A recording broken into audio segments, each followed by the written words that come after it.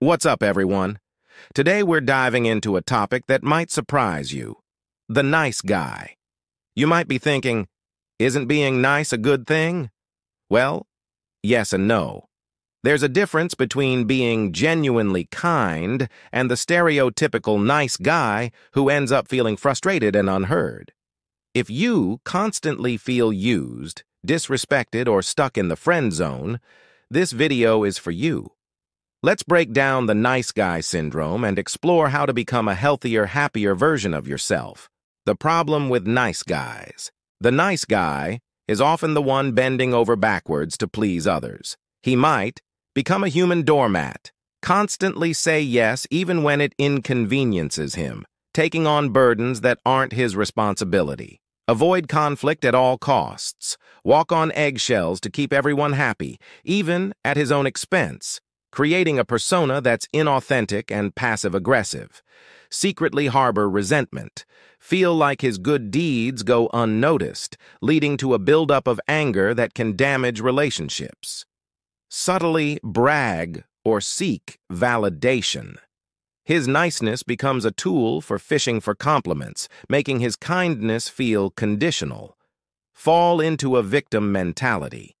Feel like he's constantly getting the short end of the stick, blaming others for his unhappiness rather than taking control of his own life. Why? It's detrimental. This behavior can be a recipe for disaster. It leads to low self-esteem, feeling unappreciated and taken advantage of, a cycle that chips away at his sense of self-worth. Resentment, bottled up anger that can explode in unhealthy ways, pushing people away.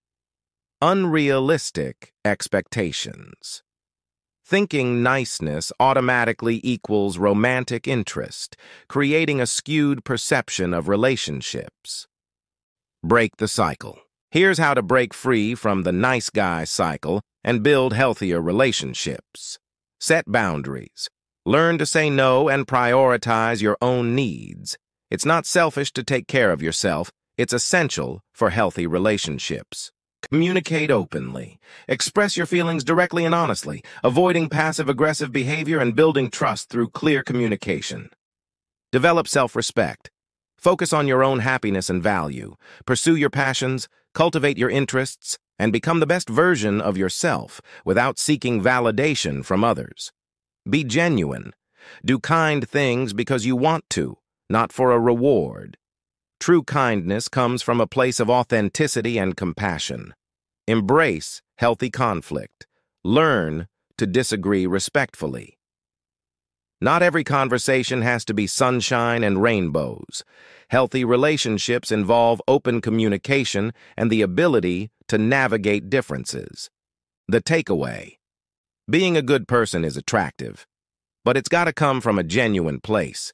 By setting boundaries and prioritizing your own well-being, you'll attract people who appreciate you for who you truly are. Remember, kindness without self-respect becomes manipulation.